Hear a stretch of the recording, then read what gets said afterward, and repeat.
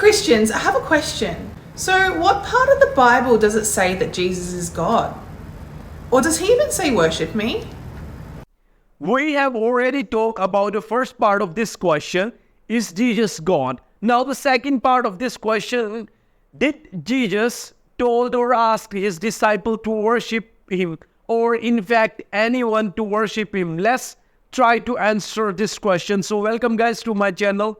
If you are new here, please do subscribe and share with your fellow being, and don't forget to leave your feedback in the comment section. The word worship means devotion paid to a divine being. If Jesus was offered and accepted worship, then what does that mean? By accepting the worship, he was confirming his divine nature in human form. Therefore, there are some or more people, those who are trying to deny the deity of Christ by downgrading him instead to lesser a position than God, and this does not make sense, right? Because Jesus is God and he did accepted the worship which was done by different group of people at his time, and the second person of the Trinity, he was and still is worshipped.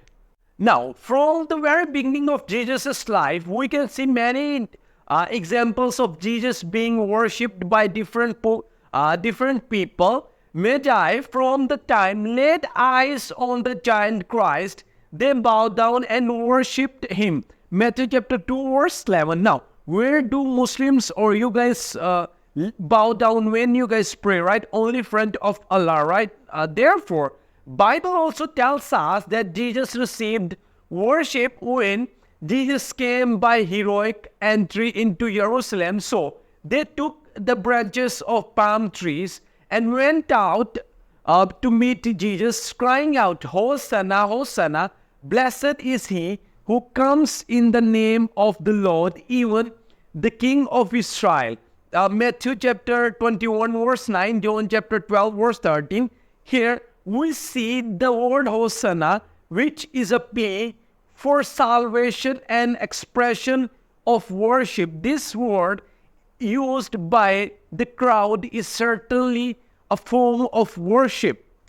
Still think that Jesus is not God? Then we can take another example from the Bible where Jesus amazed or surprised the disciple by walking on the water, saying, truly you are the Son of God. Matthew chapter 14 verse 33.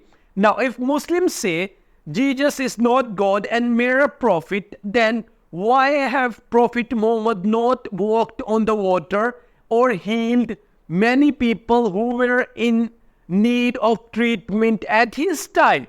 Do we see? No, right?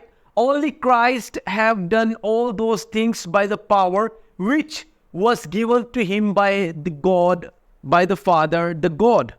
Therefore, there are two more examples in which Jesus happened to accept the worship just after his resurrection, and some of the women, Matthew chapter 28 verse 8 to 9, were on their way to tell the disciples of the resurrection when Jesus met them on their way. Therefore, they have realized that it was he, Jesus, the Son of God, and they came to Jesus and held his feet and worshipped him. Matthew chapter 28 verse 9.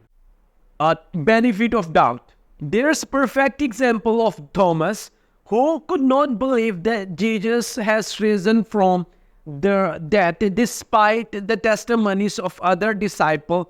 To that fact, it was almost about a week since the resurrection happened, and Thomas still could not believe and kept doubting on Jesus' divine ability. So therefore, Jesus knowing that all, Thomas still don't believe. Then Jesus appeared to him and showed him the nail marks in Jesus' hand and feet and wound in his side. So now we see how Thomas reacted to this all.